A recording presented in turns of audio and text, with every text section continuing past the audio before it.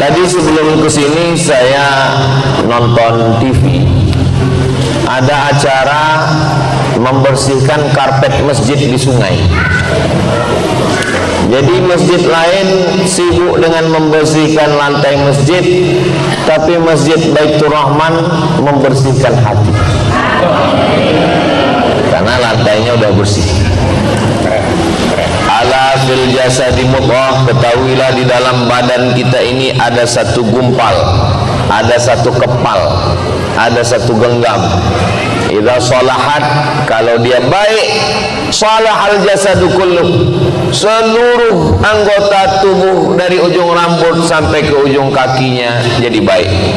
Wa idza fasadat, kalau dia rusak, maka dari mulai matanya jadi rusak, telinganya jadi rusak, pikiran jadi rusak.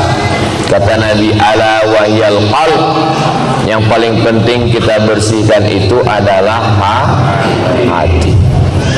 Bukan hati Pak Ustadz, itu yang segumpal, yang sekepal, yang segenggam di sebelah kiri itu bukan hati Pak Ustadz, itu namanya jantung. Ya, daripada kelahi kita pakai dua-duanya, jantung hati. Kenapa dia disebut jantung? Karena memang bentuknya seperti jantung pisang. Kenapa dia disebut dengan hati? Karena memang orang selalu yang disebut itu adalah hati. Saya berangkat tadi, kami berangkat dari Tasik Malaya ke Bandung. Bapak Ibu naik motor, naik mobil, ada gasnya di tangan, ada remnya, ada koplingnya, ada giginya di kaki. Tapi ketika kita di jalan yang tertulis hati, nggak ada kaki-kaki, nggak ada ditulis mata-mata. Padahal yang melihat adalah mata, yang nginjak rem adalah kaki, yang gas adalah tangan. Tapi kenapa disebut hati? Karena yang memerintahkan mata, memerintahkan telinga, memerintahkan tangan dan kaki adalah hati. Kalau hati sudah baik, maka semua menjadi baik. Panglimanya tubuh kita ini adalah hati. Makanya kalau kita baca dalam Al-Quran, pertama kali yang terkunci adalah hati. Bapak Ibu semua hafal ayatnya. Khatamallahu ala qulubihim. Setelah hati terkunci, wa ala sam'ihim. Setelah telinga, wa ala absarihim. Hati dulu, baru telinga, baru mata. Kalau sudah hati terkunci, telinga tersumbat, mata tertutup, summum bukmun umyun fahum la yarji'un, tuli, pekak, bisu, buta, maka mereka tidak akan mungkin bisa kembali ke jalan Allah. Mudah-mudahan kita diselamatkan hati kita ini. Jadi memang judul hari ini hebat juga yang buat judul ini, memang disuruhnya membersihkan hati. Kalau Nabi Muhammad SAW sebelum Isra Mi'raj, Ja'a Jibril, malaikat Jibril alaihi salam datang, bitistin min zahab, membawa mangkok terbuat dari emas, mamlu'atun bil hikmati wal iman, penuh dengan hikmah dan iman. Lalu kemudian jantung Nabi dibelah, summa ghasalahu bima'i zamzam, dibasuh, dicuci dengan air zamzam. Lalu setelah itu summa afraghahu, diisi dengan hikmah dan iman, summa atbaqahu, lalu dirapatkan kembali. Nabi Muhammad begitu, kalau kita tidak begitu. Jadi jangan sampai selesai pengajian ini semuanya ke rumah sakit minta belah dadanya. Belahlah dadaku, akan kau dapati namamu di sana. Nama istri, bukan nama tetangga. Lalu kemudian bagaimana cara kita membersihkan hati ini? Penyakit hati ini banyak sekali. wa min syarrin naffasati fil 'uqad wa min syarri hasidin. Penyakit yang paling mengerikan yang pertama adalah penyakit hasad. Apa itu hasad? Hasad itu kata Imam Al-Ghazali dalam kitab Ihya Ulumuddin, arti hasad karahatun ni'mah 'alal mun'ami 'alaih. Tidak senang melihat orang lain dapat nikmat. Itu hasad. Jadi kalau ada yang nggak senang melihat saya dapat kursi ini hasad. Karahatun ni'mah, nggak senang lihat orang lain dapat nikmat. Ngelihat tetangga renovasi rumah, demam. Ngelihat tetangga beli kulkas, kita yang kedinginan.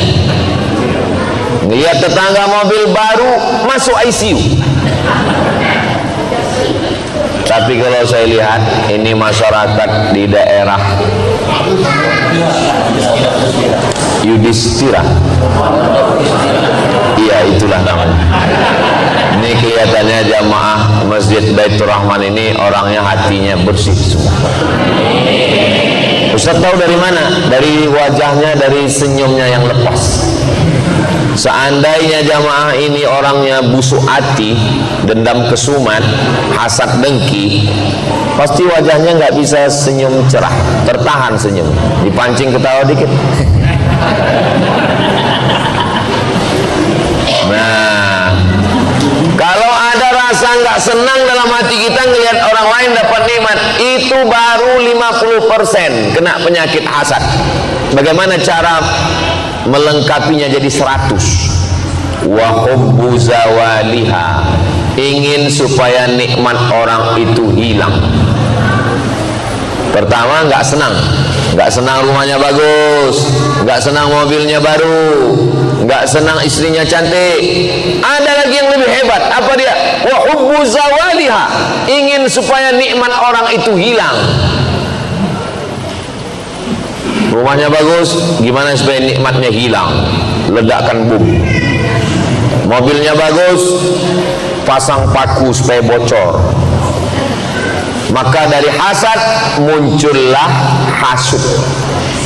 Bapak tinggal satu komplek, iya. Dekat Masjid Baitur Rahman, iya. Kenapa rumah dia bagus? Iya, dia kan punya ternak Pak Ustadz. Ternak apa? Ternak tuyul. Muncul hasad, dengki, dendam kesumat. Kenapa iblis keluar dari sorga? Iblis keluar dari sorga bukan karena digoda setan, karena semua setan anak buah iblis. Iblis itu GM-nya, General Manager. Mohon maaf Pak GM, jangan tersinggung. Lalu kenapa iblis keluar dari sorga? Iblis keluar dari sorga bukan karena menyembah berhala, karena iblis tidak pernah nyembah patung. Iblis nggak pernah nyembah pokok kayu. Iblis bertauhid kepada Allah. Lalu kenapa iblis keluar dari surga? Iblis keluar dari surga karena penyakit hasad. Hasad, bukan syirik, bukan munafik. Iblis keluar dari surga karena hasad. Hasadnya kepada siapa? Kepada Adam. Wa il qulna lil malaikati isjudu li Adam, wahai para malaikat semuanya bersujudlah kamu kepada Adam. Fasajadu, semuanya sujud kepada Adam. Hasad iblis. Adam makhluk baru kemarin sore.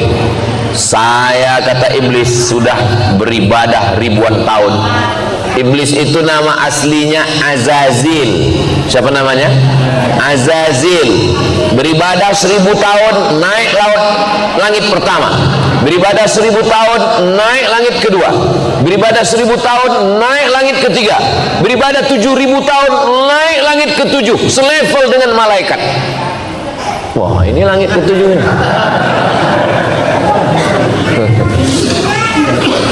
Tapi ada makhluk yang baru diciptakan kemarin sore, tiba-tiba disuruh semua malaikat bersujud kepada Adam. Enak aja kata iblis, muncul hasad, dengki, gak senang melihat nikmat yang diberikan Allah kepada Adam. Fasajadu, semuanya bersujud illa iblis. Iblis gak mau. Lalu Allah bertanya kepada iblis. Allah bertanya bukan Allah gak tahu, Allah maha tahu. Kenapa Allah bertanya? Allah ingin ngasih tahu kepada manusia. Ma mana'aka alla tasjuda li Adam. Kenapa kamu tidak mau sujud kepada Adam? Apa kata iblis? Khalaqtani min nar. Kau ciptakan saya dari nar, dari api. Wa khalaqtahu min tin. Dia kau ciptakan dari tanah, warnanya hitam, letaknya rendah, baunya busuk. Saya dari api, merah, menyala abangku. Enak aja saya mau sujud sama dia, gak mau. Apa kata Allah? Malaka anta takabbara fiha. Kamu tidak layak menyombongkan diri di dalam surga. Ukhruj, keluar. Innaka minas saghirin. Kau kecil. Iblis yang sudah pernah tinggal di surga keluar gara-gara hasad. Apalagi kita yang STJ, status tak jelas. Mudah-mudahan kita semua masuk surga, nggak keluar lagi dari surga, insyaallah. Bapak mau masuk surga sama ibu? Ibu mau masuk surga sama bapak? Alhamdulillah. Di tempat lain pernah saya tanya, bapak mau masuk surga sama ibu? Enggak. Kenapa enggak mau, Pak? Di dunia aja saya udah enggak tahan kan? Bapak Ibu yang dimuliakan Allah Subhanahu wa taala. Jadi kalau kita selamat dari hasad, doakan supaya yang ceramah, yang ngomong ini hatinya bersih dari hasad. Siapa yang ceramah di Masjid Baitur Rahman tadi? Ustaz Somad. Apa judulnya? Hasad. Dia aja hasad. Saya masuk pesawat. Sebelum masuk pesawat, masuk pintu airport, bapak-bapak buka jamnya, buka cincinnya, buka ikat pinggangnya, buka. Kenapa? Karena di pintu ada detektor logam. Kalau saya lewat, tet, bunyi. Rupanya di dompet ada duit logam. Bayangkan orang Jepang menemukan detektor, tapi bukan detektor logam, namanya detektor hasad. Siapa yang hasad? Bunyi. Lalu pintu detektor hasad itu dipasang di pintu Masjid Baitur Rahman. Pas Ustaz Somad lewat tadi, bunyi. Tiba-tiba saya ceramah. Judul kajian kita adalah membersihkan hati dari hasad. Semua jamaah senyum. Alah, hasad. Tadi aja bunyi detektor hasad. Makanya yang tahu isi hati saya hanya Allah. Ya Allah, bersihkanlah hati saya dari hasad. Bagaimana cara menghilangkan penyakit hasad? Cara menghilangkan penyakit hasad ada 5. Apa dia yang 5 itu? Jangan kemana-mana, kita lanjutkan setelah yang 1 ini. Nah, ya kalau live di TV gitu.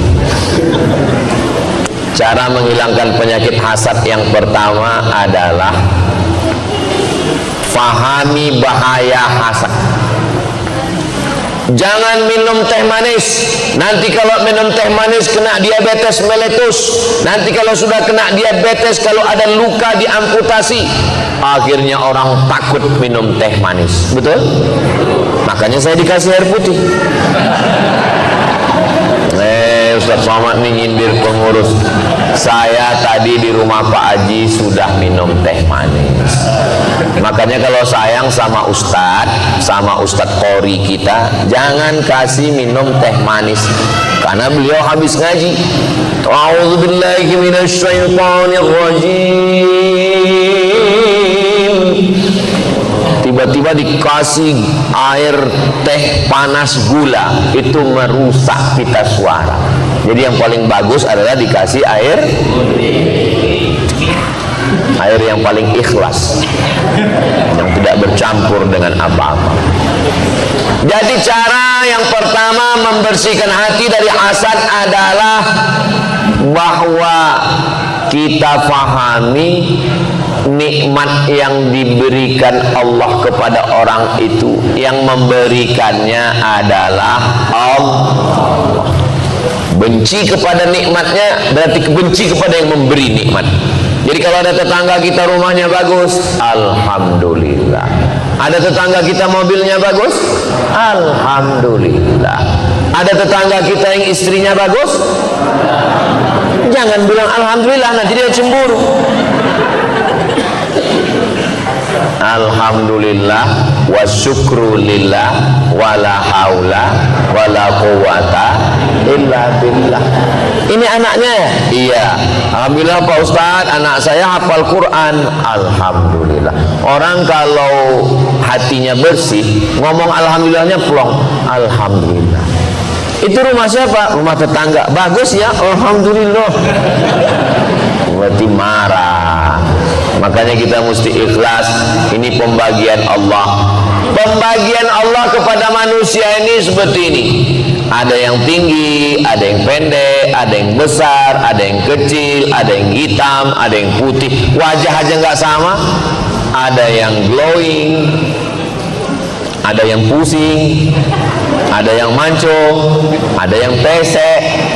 Maka yang paling bagus mensyukuri nikmat Allah, alhamdulillah wa syukrulillah wala haula wala quwata illa billah. Ini anaknya ya, alhamdulillah. Ini suaminya, innalillah. Alhamdulillah ya rabbil. Khairud doa, sebaik-baik doa adalah alhamdulillah. Itu makanya sholat kita alhamdulillahi rabbil alamin. Doa kita alhamdulillahi rabbil alamin, wassalatu wassalamu ala asyrafil anbiya wal mursalin. Saya waktu baca hadis ini, khairud doa alhamdulillah, sebaik-baik doa alhamdulillah. Alhamdulillah kan bukan doa. Alhamdulillah bukan doa. Alhamdulillah kan pujian kepada Allah. Kenapa dikatakan alhamdulillah sebaik-baik doa? Karena ketika kita mengucapkan alhamdulillah, berarti kita bersyukur pada Allah. Allah berjanji, la in syakartum azidannakum. Kalau kamu bersyukur punya tetangga yang baik, diberi tetangga yang lebih baik. Bersyukur punya mobil yang baik, diberi mobil lebih baik. Bersyukur punya anak yang baik, diberi anak yang lebih baik. Bersyukur punya istri yang baik, istrinya bertambah baik. Ibu jangan marah dulu, sendalnya jangan dilempar ke bawah. Subhanallah walhamdulillah wala ilaha illallah wallahu akbar wala haula wala quwwata illa billahil aliyyil azim. Itu kunci pertama, membersihkan hati dari hasad dengki. Yang kedua, bahayanya. Apa bahayanya kalau kita banyak makan santan? Kolesterol. Apa bahayanya banyak makan kacang emping melinjo? Banyak juga yang udah kena. Apa bahayanya kalau operasi plastik masuk silikon ke wajah, menggumpal penyakit hidung, dagu, pipi, bernanah. Nanahnya kata dokter mesti dibelah, wajahnya jadi cacat. Akhirnya karena takut dibelah, terapi lintah. Ditempel lintah 3 ekor di sini. Lintahnya pun bentar-bentar jatuh. Asam kata lintah. Bahayanya hasad itu apa? Iyyakum wal hasada, hati-hati hasad. Kenapa? Innal hasada ya'kulul hasanat. Hasad memakan semua amal kebaikan. Abdul Somad, kau jangan hasad. Kalau kamu hasad, sholatmu terbang, sedekahmu melayang, zikirmu hilang, pahala ceramahmu ludes, hilang semuanya. Maka jaga hati, jangan sampai hasad. Ceramah hilang, tausiah terbang, bangun masjid 2 lantai 2 miliar, lantai bawah, lantai atas 2 miliar. Sekarang baru dapat tanah wakaf untuk pembangunan rumah Quran, rumah tahfiz Al-Quran. Ini sudah ada tanah. Saya di mana-mana itu diminta untuk pembangunan rumah tahfiz itu peletakan batu pertama. Tapi di sini nggak ada peletakan batu pertama, langsung penandatanganan prasasti. Tapi bangunannya belum ada. Mantap. Perlu ditiru sama yang lain. Ini jadi doa yakin kita semua. Saya yakin dan percaya insya Allah rumah Quran ini akan terwujud dalam waktu yang sesingkat-singkat. Ini kalau dilihat dari senyumnya Bapak Ibu ini, orangnya nggak ada yang punya utang, sih kaya-kaya semua insya Allah. Sedangkan masjid aja mereka bangun 2 miliar, iyalah lampunya cantik, mahal, berapa puluh juta harganya. Lampunya tergantung langsung ke langit, biasa. Kaligrafinya emas semua. Ini daerah sini ini aman ini kelihatannya. Kenapa? Kaligrafinya emas tapi dindingnya nggak pakai jeruji besi. Luar biasa. Saya berdoa semoga cepat selesai. Biasanya kalau saya tausiah penggalangan dana untuk pembangunan pesantren rumah tahfiz Quran, itu biasanya kotak-kotak langsung jalan. Tapi di Masjid Baitur Rahman nggak ada kotak jalan. Kenapa? Karena di sini langsung transfer banking. Langsung keluar handphone, langsung scan QRIS, langsung ketik pembangunan rumah tahfiz Quran Yayasan Darul Rahman Pondok Dustira. Habis pencet langsung nangis. Kenapa Bapak nangis? Bapak terharu. Bukan Pak Ustadz, terus salah ketik. Rencana mau nyumbang 100.000, rupanya terketik nolnya 6 kali, 1 juta. Mudah-mudahan semua salah ketik. Amin. Diaminkan. Bapak Ibu yang dimuliakan Allah Subhanahu wa taala, itu cara yang pertama, syukuri bahwa semua nikmat dari Allah. Yang kedua, ingat bahaya hasad, hilang semua amal.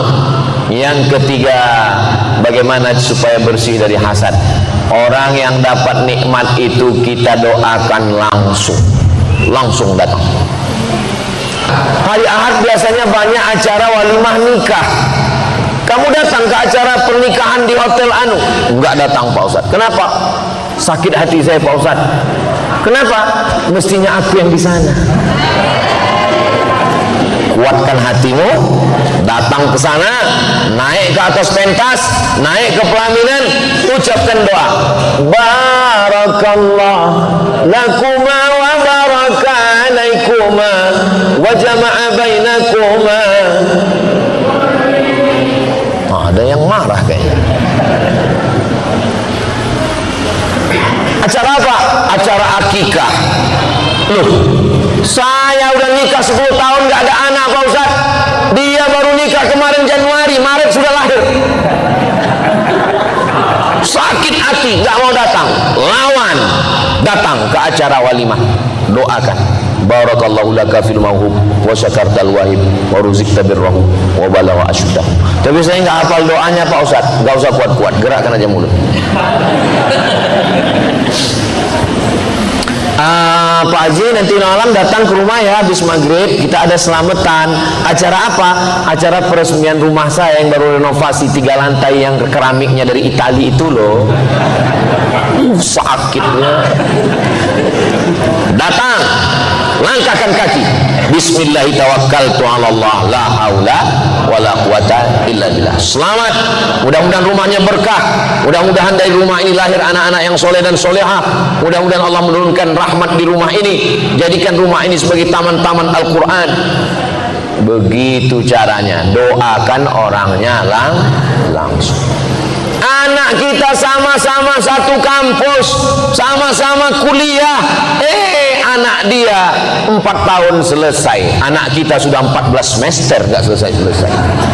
14 pas acara wisudanya kita diundang acara selamatan, datang atau enggak datang?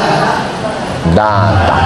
Lapangkan hati kita. Rabbi syrahli sadri wa yassirli amri wahlul 'uqdatan min lisani yafqahu. Itu cara yang ketiga. Cara yang keempat, doakan dia an zahril ghaib, bukan berhadapan, orangnya nggak ada. Bangun malam tahajud, doakan dia, bayangkan wajahnya. Ya Allah, tetanggaku yang rumahnya bagus ini panjangkan umurnya, tetanggaku yang mobilnya mahal walaupun baru bayar DP, sehatkan dia, jangan sampai ditarik leasing.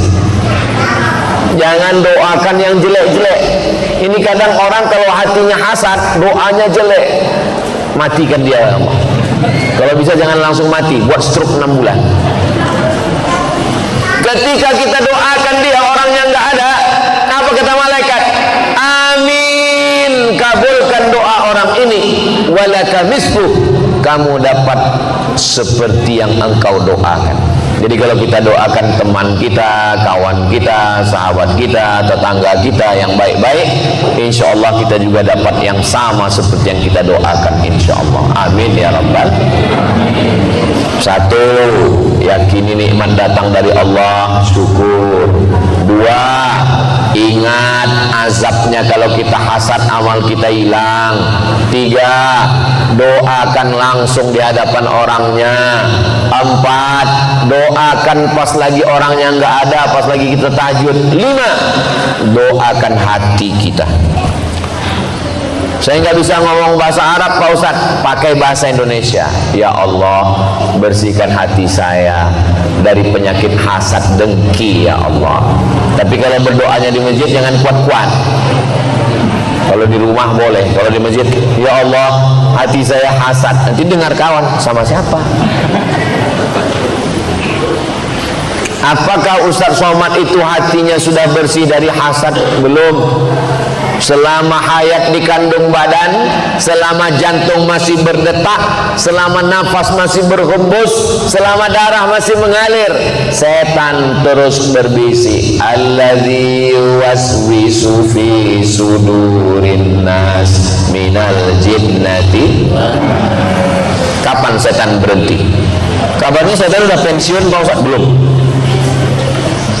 Wallahi, demi Allah, fabi'izzatika, demi kemuliaanmu, la ughwiyannahum, saya akan terus menggoda mereka, madaman arwahuhum fi ajsadihim, selama roh masih ada di dalam jasad mereka, saya akan goda mereka. Tetanggamu gajinya lebih besar, anak tetanggamu lebih berhasil, istrinya sudah kerja PNS lebih sukses, mobilnya lebih mewah, cincinnya emas. Terus setan berbisik. Selama setan berbisik dan kita tetap terus melawan dengan zikir, afdalu zikri fa'lam annahu la ilaha illallah, la ilaha illallah, la ilaha illallah. Zikir itu 3. Di mulut la ilaha illallah, di hati la ilaha illallah, di pikiran la ilaha illallah. Sejalan antara 3, mulut, hati, dan pikiran. Banyak orang mulutnya zikir la ilaha illallah, hatinya gaji 13 belum cair. Makanya harus serentak antara 1, 2, 3. La ilaha illallah, la ilaha illallah, la ilaha illallah, la ilaha illallah. Begitu kita sudah berzikir, maka Allah mengatakan, ala bizikrillahi tatma'innul qulub. Dengan berzikir mengingat Allah, maka hati akan menjadi tenang. Hati yang tenang itu disebut dengan mutmainnah. Ya ayyatuhan nafsul mutmainnah, wahai jiwa yang tenang, wahai hati yang tenang, irji'i ila rabbiki radiyatan mardiyah, kembalilah engkau kepada Allah. Allah ridha kepadamu dan kau pun ridha kepada Allah. Fadkhuli fi ibadi, masuklah ke dalam golongan hamba-hamba wadkhuli jannati, masuklah ke dalam surga. Orang yang masuk surga itu yang hatinya bersih. Yauma la yanfa'u malun wala banun, hari itu tidak ada gunanya harta, tidak ada gunanya anak, illa man atallaha biqalbin salim, kecuali orang yang datang menghadap Allah dengan hati yang bersih. Membersihkan hati. Penyakit hati itu banyak Pak Ustaz, banyak. Ada hasad, ada syirik, ada nifak, ada banyak. Tapi yang kita bahas ini penyakit yang paling kronis aja. Kalau diibaratkan penyakit badan, ini yang sedang kita bahas ini penyakit jantung koroner. Adapun penyakit kadas kurap nggak usah kita bahas. Karena biasanya orang mati itu karena penyakit jantung. Bapak Anu yang dulu waktu saya datang ke masjid ini ceramah beliau ada mana? Tiba-tiba meninggal Pak Ustadz. Kenapa? Karena serangan jantung. Dua serangan itu yang mematikan. Pertama serangan jantung, kedua serangan Israel. Belum pernah saya dengar cerita jamaah kita kemana? Mohon maaf Pak Ustadz, dia meninggal kena kurap. Makanya jantung, sebagaimana jantung itu sangat urgent, sangat penting di badan, begitu jugalah dengan hati kita ini. Maka kita jaga jangan sampai kena penyakit hasad. Kalau selamat dia dari hasad, hidup kita tenang. Ini hari Ahad walimah pesta. Pulang dari acara walimah sampai rumah, tiba-tiba ibu merasa jantungnya detaknya nggak normal. Kalau jantung yang normal itu detaknya, tapi kalau nggak normal, karena bapak sayang sama ibu, akhirnya dipanggil dokter dari puskesmas, membawa balon berwarna hitam.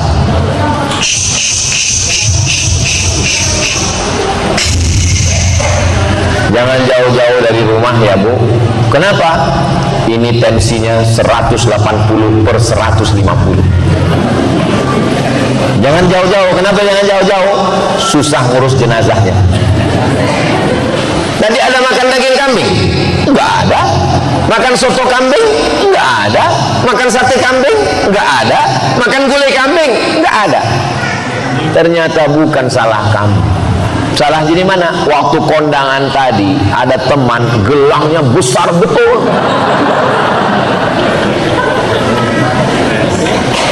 Makanya ibu kalau punya gelang yang besar simpan di dalam. Ini kadang ditunjukkan jam berapa ya?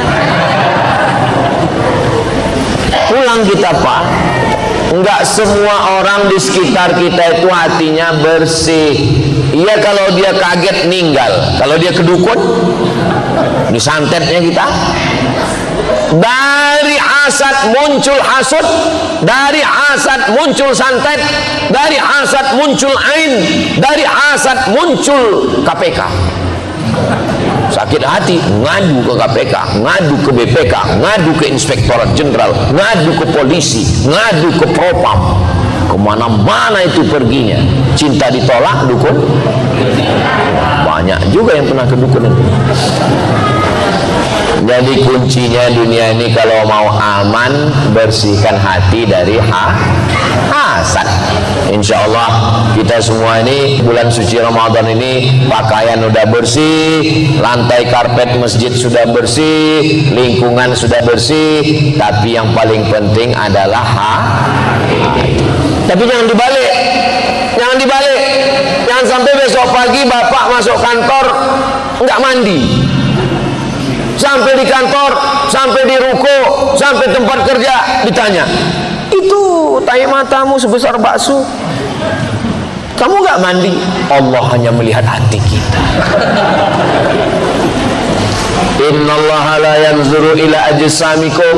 Allah tidak melihat badan kamu. Wala ila suwarikum. Allah tidak melihat rupa kamu. Walakin yanzuru ila qulubikum. Yang dilihat Allah adalah hati kamu. Allah melihat hati. Seandainya yang dilihat Allah itu wajah, dan yang masuk surga itu cuma yang putih, Berapa lama kita mesti minum skincare? Seandainya masuk surga itu karena wajah, dan yang masuk surga itu cuma yang mancung, kita urutan yang keberapa? Eropa, Australia, Arab, habis itu barulah kita. Arab maklum, Arab cemas. Tapi karena yang dipandang itu bukan hidung, bukan kulit, tapi yang dipandang adalah kita tinggal bersihkan saja hati. Makanya selesai bersih wajah, bersih tangan, bersih kepala, bersih 5, doakan hati kita. Saya nggak bisa ngomong bahasa Arab Pak Ustaz, pakai bahasa Indonesia. Ya Allah, bersihkan hati saya dari penyakit hasad dengki ya Allah. Tapi kalau berdoanya di masjid jangan kuat-kuat. Kalau di rumah boleh, kalau di masjid, ya Allah, hati saya hasad. Nanti dengar kawan, sama siapa?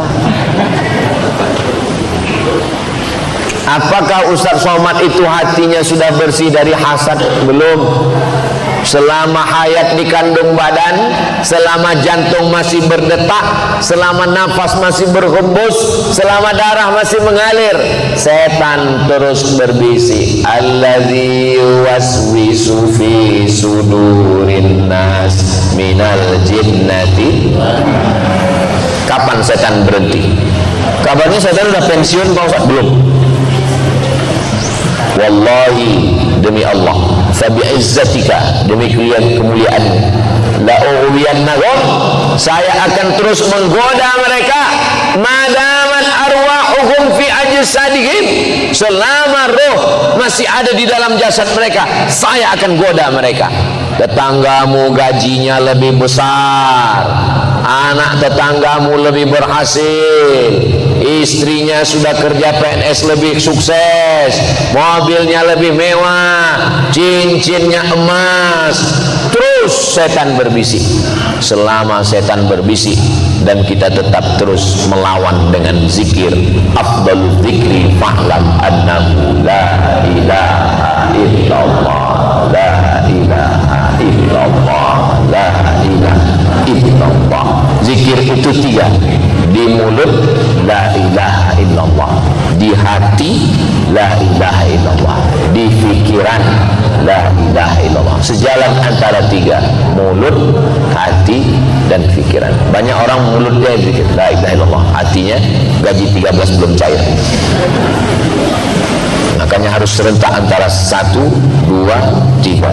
La ilaha illallah, la ilaha illallah, la ilaha illallah, la ilaha illallah. Begitu kita sudah berzikir, maka Allah mengatakan, ala bizikrillahi tatma'innul qulub. Dengan berzikir mengingat Allah, maka hati akan menjadi tenang. Hati yang tenang itu disebut dengan mutmainnah. Ya ayyatuhan nafsul mutmainnah. Wahai jiwa yang tenang, wahai hati yang tenang, irji'i ila rabbiki radiyatan mardiyah. Kembalilah engkau kepada Allah. Allah ridha kepadamu dan kau pun ridha kepada Allah.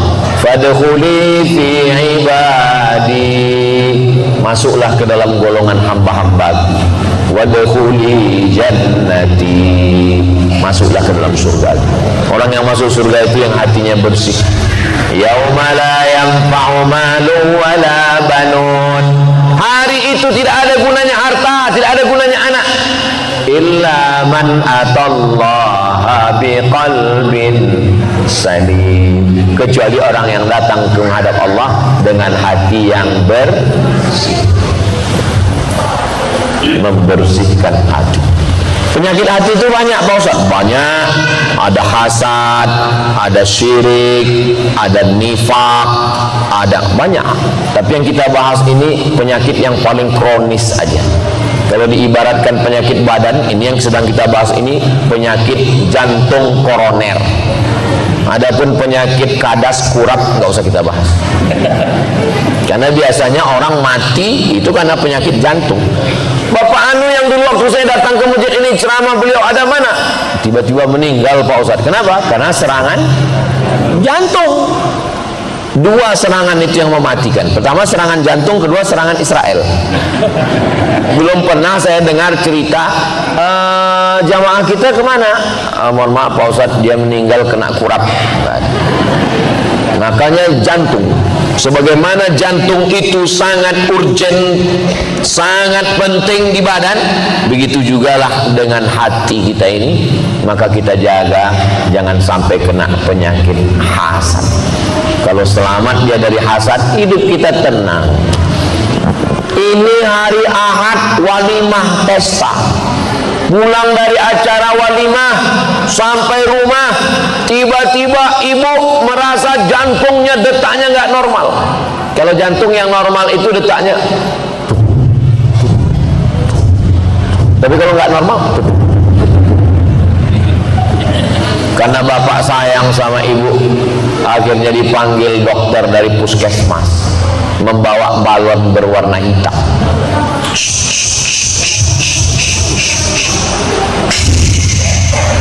Jangan jauh-jauh dari rumah ya Bu. Kenapa? Ini tensinya 180/150. Jangan jauh-jauh. Kenapa jangan jauh-jauh? Susah ngurus jenazahnya. Tadi ada makan daging kambing? Enggak ada. Makan soto kambing? Enggak ada. Makan sate kambing? Enggak ada. Makan gulai kambing? Enggak ada. Ternyata bukan salah kamu. Salah jadi mana? Waktu kondangan tadi ada teman gelangnya besar betul. Makanya ibu kalau punya gelang yang besar simpan di dalam. Ini kadang ditunjukkan jam berapa ya? Pulang kita Pak. Enggak semua orang di sekitar kita itu hatinya bersih. Iya kalau dia kaget meninggal. Kalau dia kedukun, ini santetnya kita. Dari hasad muncul hasud, dari hasad muncul santet, dari hasad muncul ain, dari hasad muncul KPK. Sakit hati, ngadu ke KPK, ngadu ke BPK, ngadu ke Inspektorat Jenderal, ngadu ke polisi, ngadu ke Propam. Kemana-mana itu perginya. Cinta ditolak, dukun.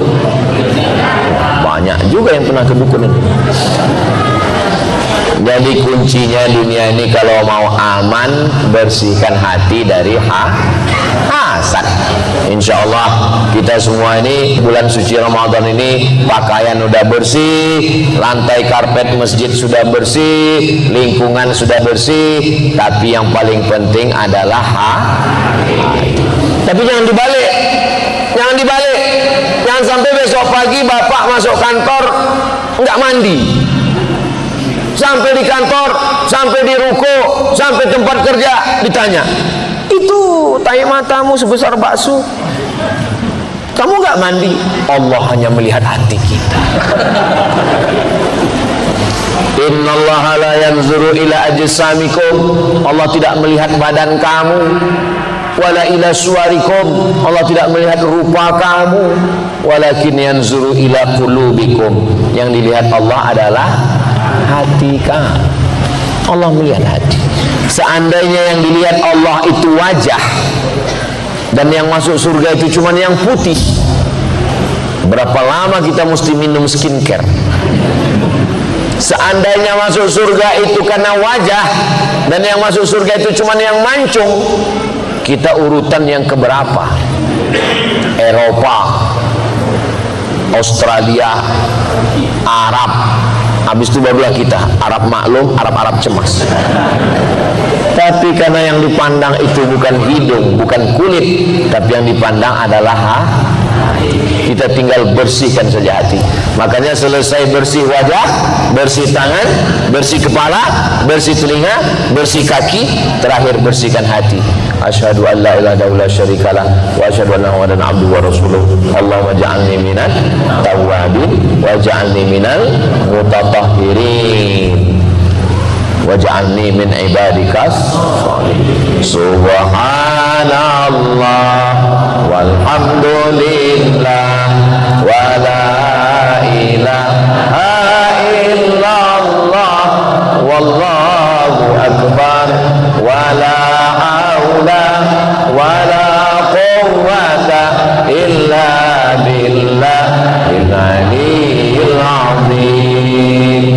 bersihkan hati. Astaghfirullah Rabbal baraya, astaghfirullah minal khataya, Rabbi zidni ilman nafi'a wa wafiqni amalan salihah. Ya Rasulullah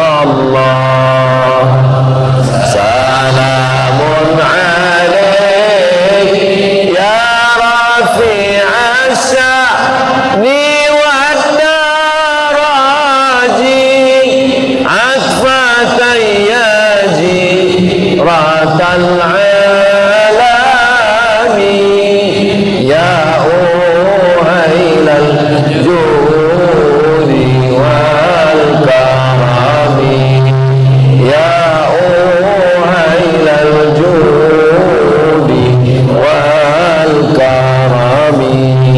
Allahumma salli ala Sayyidina Muhammad. Tadi saya mulai jam 1.15, sekarang sudah jam 2 kurang. Jadi Ustaz Somad ceramahnya 40 menit, sisanya jawab pertanyaan berikut. Jangan kemana-mana. Bagaimana jika kita, terutama ibu-ibu, punya utang puasa dan belum menggantinya pada saat bulan Ramadan berikutnya telah tiba? Masih ada kesempatan mengganti 6 hari lagi. Senin, Selasa, Rabu, Kamis, Jumat, 5 hari lagi masih sempat. Ibu kemarin tinggalnya berapa hari? 7 hari. Bapak berapa hari? 17 hari. Masih ada kesempatan menggantinya 5 hari lagi. Niatnya besok saya niat puasa qadha lillahi ta'ala. Qadha bukan kodok. Qadha mengganti. Siapa yang puasa qadha besok dapat 3. 1, qadhanya lunas. 2, dapat pahala puasa sunat Senin. 3, dapat pahala puasa sunat Sya'ban. Tapi katanya kalau udah lewat nisfu Sya'ban nggak boleh puasa lagi, Pak Ustadz.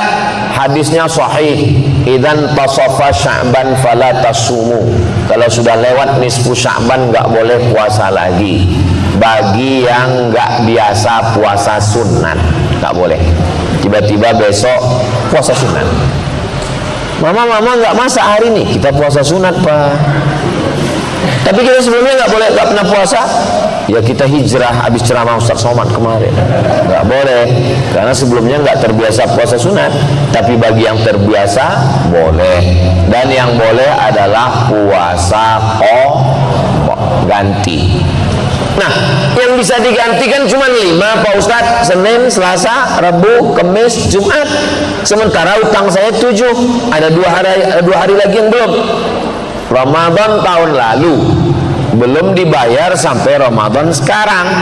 Kalau lewat Ramadan ini berarti dia kena denda qadha 2 hari plus fidyah. Qadha 2 hari bayar utang, fidyahnya karena lalai dalam setahun ini nggak mengganti, maka dia kena denda bayar fidyah. Fidyahnya sehari berapa, Pak Ustadz? 3 kali makan. Makan pagi, makan siang, makan malam, menurut standar lontong internasional. Ya beda dong harga lontong di Riau dengan di Bandung. Pakai standar yang dibuat Basnas. Basnas DKI menetapkan 1 hari fidyah 60.000. Makan pagi, makan siang, makan malam. Jadi habis Ramadan, utang 2 hari kemarin, bayar 2 hari plus bayar fidyah. Fidyah 2 hari sama dengan 120.000. Bayarnya ke siapa? Fidyatun ta'amu miskin. Fakir apa miskin? Miskin. Apa beda fakir sama miskin? orang tua renta, hidup sebatang kara, istri anak enggak ada kerja, fakir. Buruh cuci, setrika, mohon maaf, pendapatan sebulan 1 juta, kebutuhan hidup 2 juta, dapatnya 1, itu namanya nggak ada income sama sekali, fakir. Ada income tapi nggak cukup, miskin. Income-nya banyak tapi nggak pernah merasa cukup, koruptor. Orang tua saya Pak Ustadz umurnya 70 tahun, nggak bisa puasa, terus dia qadha atau fidyah. Wa 'alal ladzina yutiqunahu fidyatun ta'amu miskin. Orang tua renta yang nggak sanggup puasa, dia bukan qadha tapi bayar fidyah. Bagaimana dengan orang yang sakit akut, mah akut, kemana-mana bawa tas laptop, tapi isinya roti gabin. Kalau terlambat sedikit sakit, mah akut. Biasanya yang kena penyakit mah ini orang yang sudah punya istri, mah, maka dia bayar fidyah. Tapi kalau sakitnya cuman di Ramadan aja, di Syawal nanti sehat, fa'iddatum min ayyamin ukhar, ganti di hari yang lain. Dah, yang tua renta bayar fidyah, yang sakit akut bayar fidyah, yang sakitnya cuma di Ramadan diganti di hari yang lain. Yang musafir, faman kana minkum maridan aw ala safarin, siapa yang musafir jaraknya bisa qasar salat 89 km, kira-kira dari Bandung ke Pekanbaru Riau bisa nggak ya? Bisa sekali, bisa 89 km.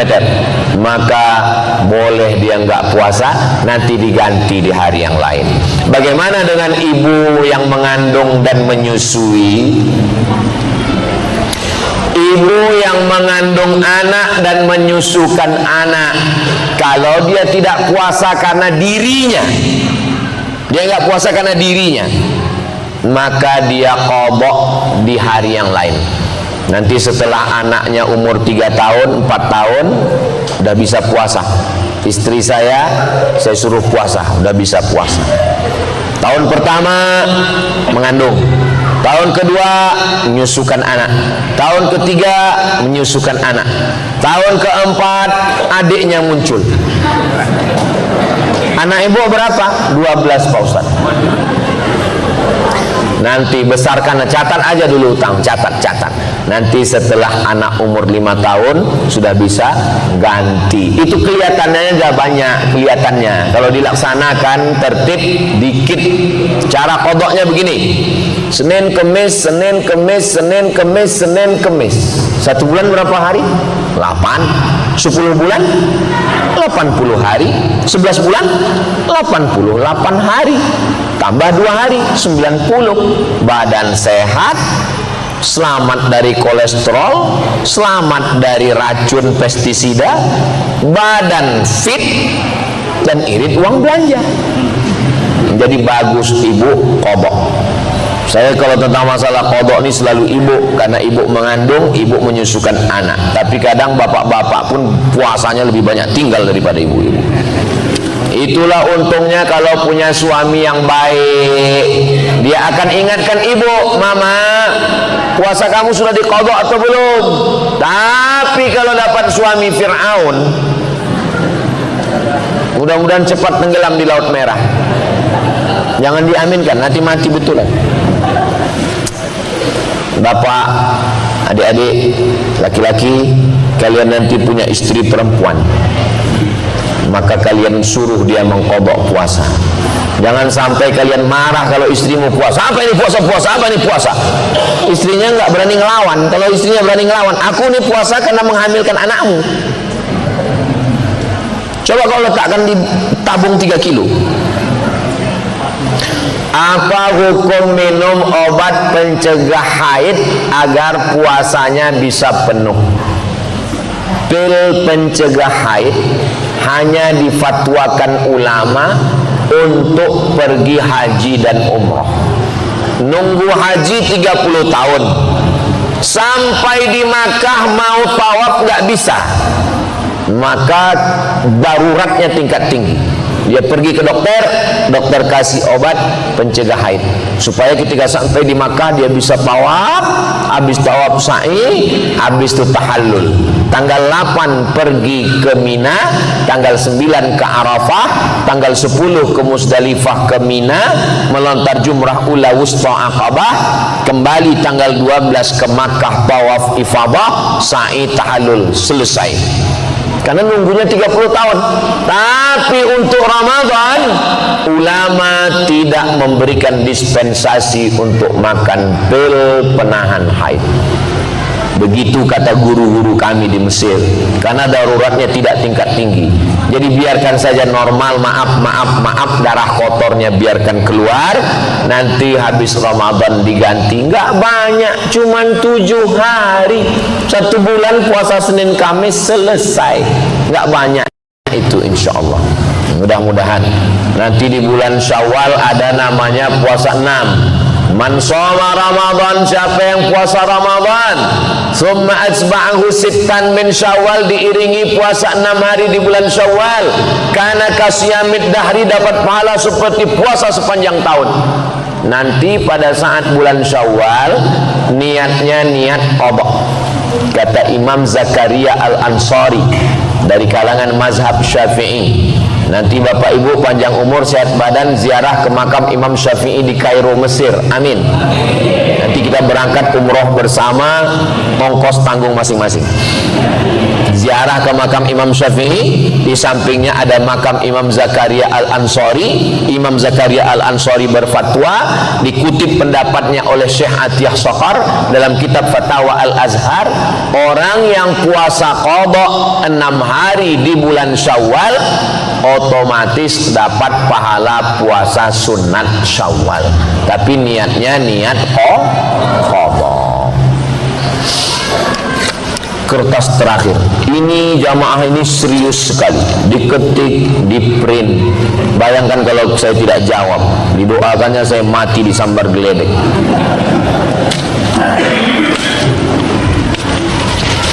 Setiap sore hari bulan Ramadan biasanya ibu-ibu masak untuk keperluan buka puasa. Sebagian ibu-ibu masak, sebagiannya ada yang pakai jurus touch screen, Grab. Terkadang kita ragu apakah masakan tersebut bumbunya sudah sesuai takaran atau belum. Batalkah puasa kita jika mencicipi makanan? Di ujung lidah ini ada sensor alat lidah.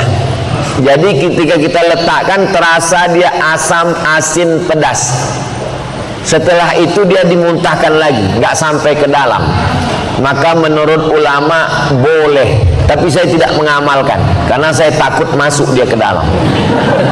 Da'ma yaribuka ila ma la yaribuka. Tinggalkan sesuatu yang meragukanmu kepada sesuatu yang tidak meragukanmu. Kalau membuat kita was-was, ragu. Ustaz Somad, kalau nyicip itu batal nggak? Saya bilang enggak, kalau hanya sekedar cicip di ujung lidah. Tapi saya nyicip mangkok, Pak Ustaz. Itu bukan nyicip. Nah, jadi hukum asalnya tidak batal puasa karena dia tidak masuk ke dalam, hanya sekedar cicip, habis itu dia ludahkan, habis itu dia kumur-kumur. Kalau kumur-kumurnya pakai teh es, Pak Ustaz, hukum asalnya tidak batal cicip itu. Tapi saya selalu dalam masalah hukum saya ketat. Kenapa? Karena khawatir takut tertelan sedikit, atau kita tidak menelan tapi setan mengatakan kamu sudah nelan, kamu sudah nelan, kamu sudah nelan. Akhirnya kita ragu. Maka dalam hadis dikatakan da'ma yaribuka, tinggalkan sesuatu yang meragukanmu, ila ma la yaribuka, untuk sesuatu yang tidak meragukanmu. Nah, jadi ibu pakai jurus agak-agak kira-kira. Nah, biasanya kalau sudah adalah profesional. Saya aja yang masak nggak profesional bisa kok. Nanti dekat tempat sediakan garam. Yang kurang kasih garam. Suaminya kurang garam, enggak, kurang asam, kasih asam. Mudah-mudahan Ramadan kita tahun ini lebih baik daripada Ramadan yang tahun lalu. Amin ya rabbal alamin.